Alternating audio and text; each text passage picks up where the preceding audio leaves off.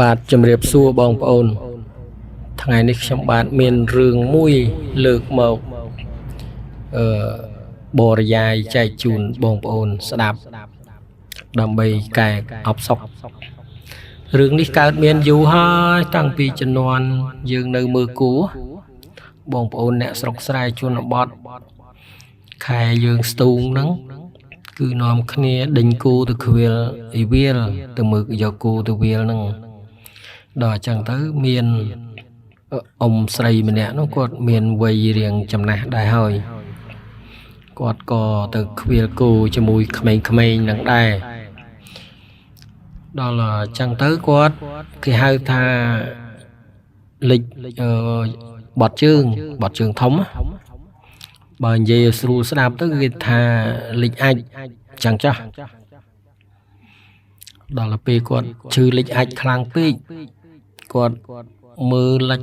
កើតជើងត្បូងទៅសិតតែមនុស្សសិតតែក្មេងៗនៅខ្វៀលគូហើយអានោះវាចេះថា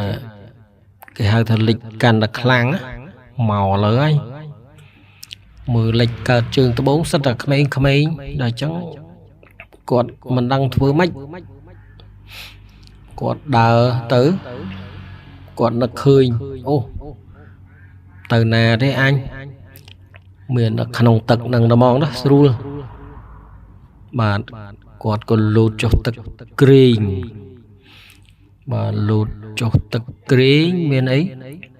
ដាក់ភុជនៅក្នុងទឹកហ្នឹងបាទក្មេងៗអីនេះមានអ្នកណាដឹងថាគាត់ឈឺបត់ជើង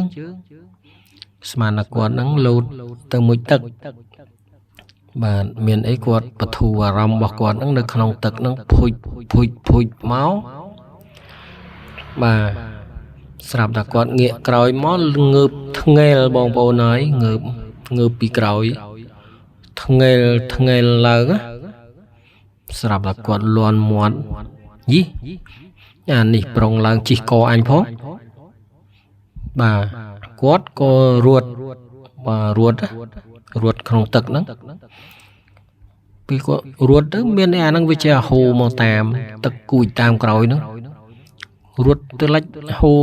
តាមទៅលិចរត់ទៅកើតតាមទៅកើតក្មេងៗហ្នឹងចេះតែឆ្ងល់ហើយមិនបានជា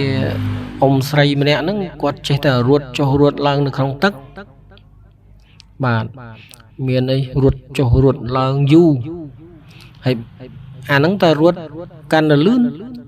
ទឹកគួចពីក្រោយហ្នឹងក៏វាកាន់តែខ្លាំងអាហ្នឹងក៏ចេះរត់តាមរហូតដល់អញ្ចឹងទៅហត់ដល់ពេលហត់មានអីស្វាលើកខោវិញឡើងលើច្រាំងភ្លឺអូមួយហ្នឹងឡើងទៅដល់គេលិតឆ្គងក្រឹបទាញបានពនងមួយបាទដាក់ដៃច្រត់លើមាត់ច្រាំងហ្នឹងតង្ហក់ហឹសហើយមួយឆ្នាំមកទៀតមួយឆ្នាំហើយឡើងលើគោកទៀតបាទតាមពិតគេហៅថាអាចដេញបាទហើយកាលណាយើងដើរក្នុងទឹកអានឹងវារត់តាមហើយបាទអញ្ចឹងអ៊ំគាត់រៀងគេហៅថារៀងឆោតគាត់អត់សូវយល់ការមានអីដាក់ផាច់ភ្លុចងើបធ្ងែលនៅពីក្រោយបងប្អូនបាទអញ្ចឹងស្រុកយើងពីដើមគ្មានបកួនគ្មានបន្ទប់ទឹកអីទេចឹងការបត់ជើងហ្នឹងវារៀងពីវាលពីកាលដល់ពេលក្មេងច្រើនមិនដឹងទៅណាក៏ចុះក្នុងទឹកបាទបធូរអារម្មណ៍ក្នុងទឹកទៅគេមើលមិនឃើញបាទហើយអ៊ំហ្នឹងថ្ងៃក្រោយមកមានរឿងមួយទៀតបងប្អូនរឿងពាក់ព័ន្ធនឹងអាហ្នឹងបាទនឹងអាប៉ិនកដៃហ្នឹងបាទតែរឿងហ្នឹងចាំនិទាននៅវីដេអូក្រោយបាទសូមអរគុណបងប្អូនបាទ